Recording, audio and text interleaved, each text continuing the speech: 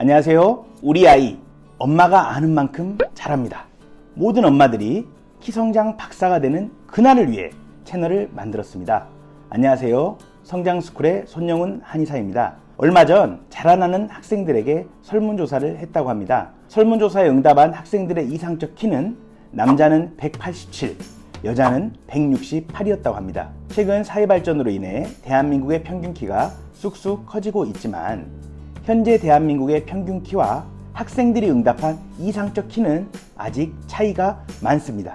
학생들이 바라는 이상적 키가 정말 크죠. 많은 부모님들께서 아이들 키 성장에 대해 어떤 도움을 주면 좋을까?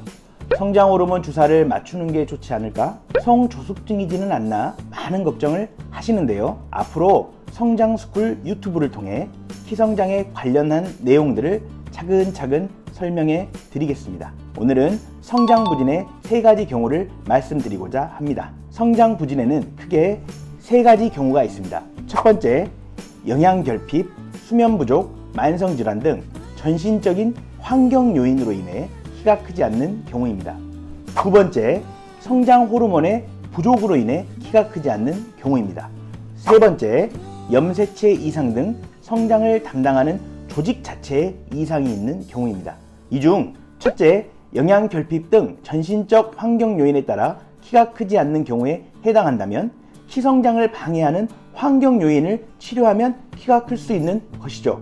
만약 예를 들어 폐 기능 문제로 천식이 있는 경우 이에 대한 치료를 해야 키가 잘 큰다고 볼 수 있겠는데요.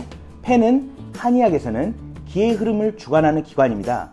폐의 기능이 저하되어 있다면 인체의 기능 전반 또한 저하되기 마련이죠. 그래서 성장 역시 원활할 수 없는 것입니다. 또한 소화기의 문제로 영양 공급이 되지 않는다면 소화기를 치료해야 키가 자랄 수 있습니다.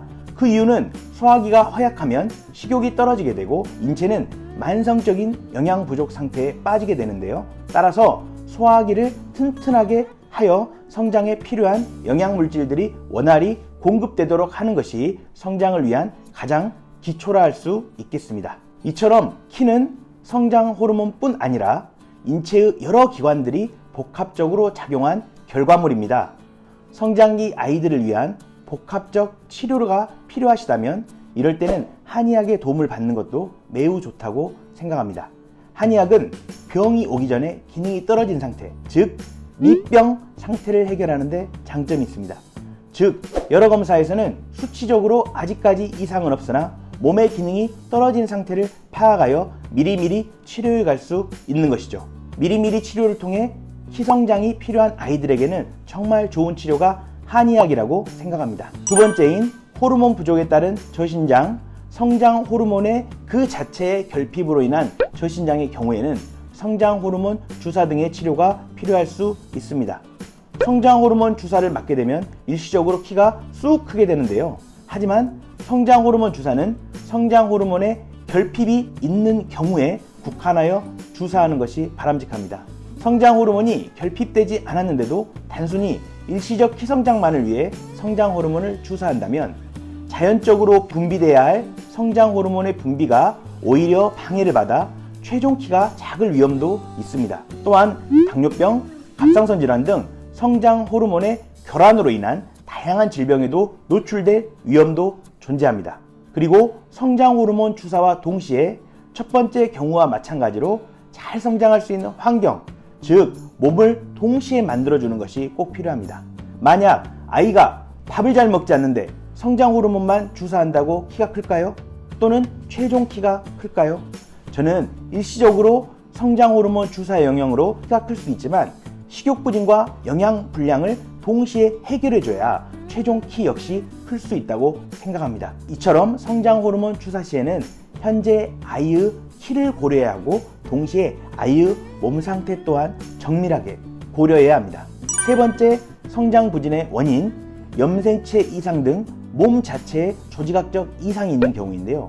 예를 들어 터너 증후군처럼 염색체 이상이 있는 경우가 이에 해당합니다. 자, 이처럼 염색체 이상 등 몸 자체에 조직 자체에 이상이 있는 세 번째 경우에는 보다 정밀한 검사와 빠른 치료를 전문적인 병원 등을 통해 받아보는 것이 좋겠습니다.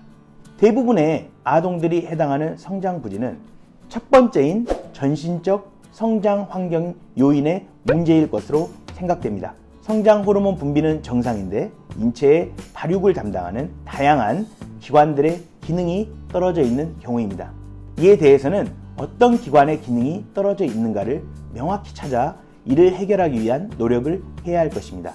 간략하게 정리하면 표와 같으니 혹시나 우리 아이가 이 중 어디에 해당하는가를 체크해 보시면 좋을 것 같습니다. 자, 표를 확인을 해 보시고요. 오늘 영상이 키성장에 도움이 되셨나요? 키성장 불안해할 필요 없습니다. 엄마들이 키성장에 대해서 더 정확하게 알고 명확하게 아는 것이 필요하다고 생각합니다. 다음 영상에서 또 좋은 정보를 통해 찾아뵙겠습니다. 감사합니다.